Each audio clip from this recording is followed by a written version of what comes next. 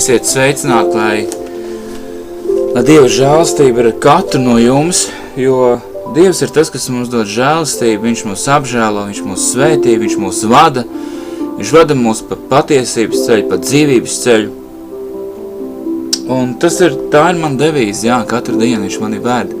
Viņš mani vada Viņš mani tur savās rokās, un Viņš mani vada pēc savas žēlastības.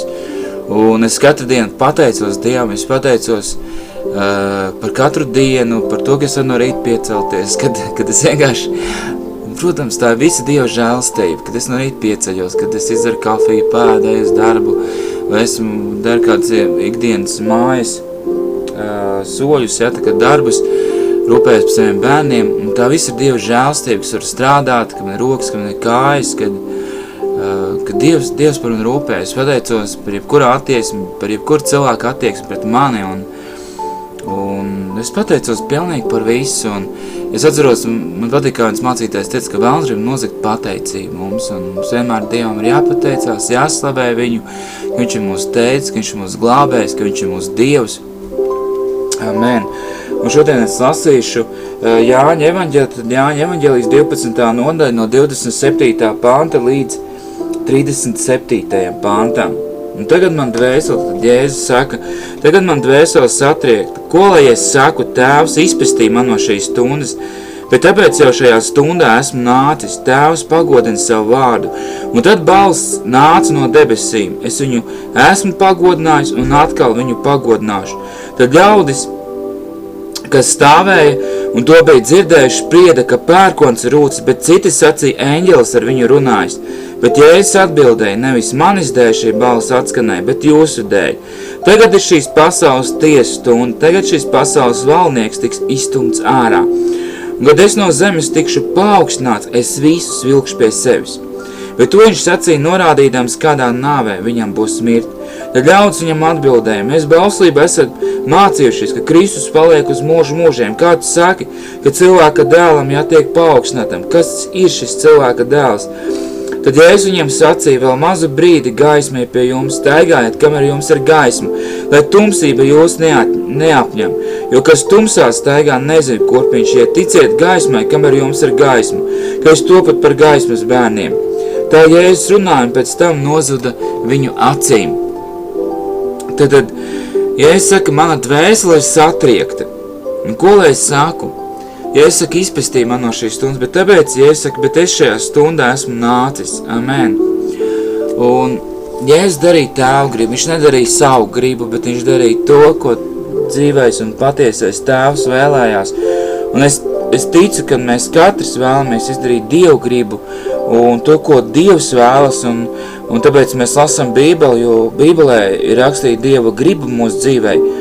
Un mēs lasam Bībelīti, un mēs jo vairāk lasam, jo vairāk redzam to, ko Dievs vēlas, lai mēs darītu savā dzīvē. Un es domāju, ka vislielākais, ko Viņš vēlas mūsu dzīvē, lai mēs tiecamies pēc svētas dzīves un lai mēs tiecamies pēc Viņa klātbūtnes un pēc Viņa tūma, ka mēs netiecamies pēc šīs pasaules, visu to, ko pasaule dod, bet ka mēs tiecamies pēc garīgām lietām, jo tās pasaulīgās lietas mūs ved nāvē, bet gara tieksmes mūs ved uz dzīvību, uz mieru, uz patiesu laimi mūsu dzīvēs, un mēs varam piedzīvot patiesu laimi.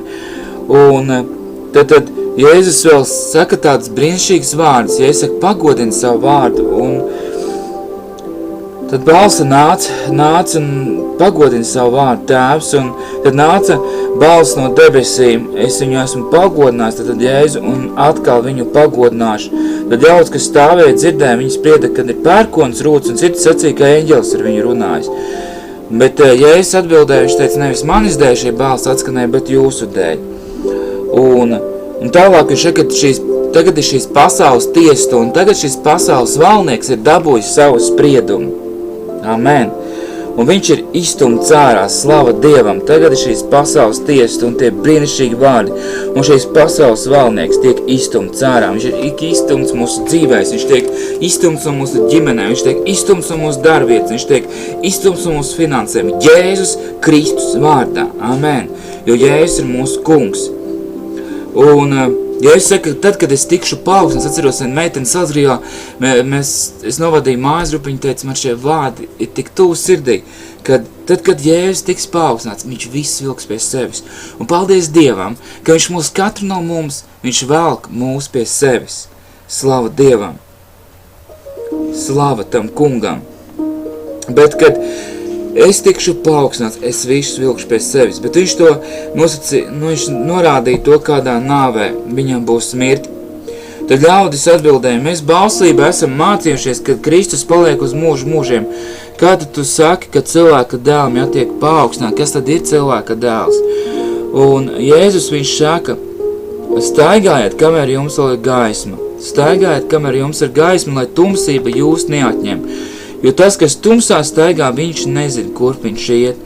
Un paldies tam kungam, ka viņš ir tās, kas mūs apgaismo ikdienas un ved savā patiesajā gaismā, savā patiesajā mīlestībā.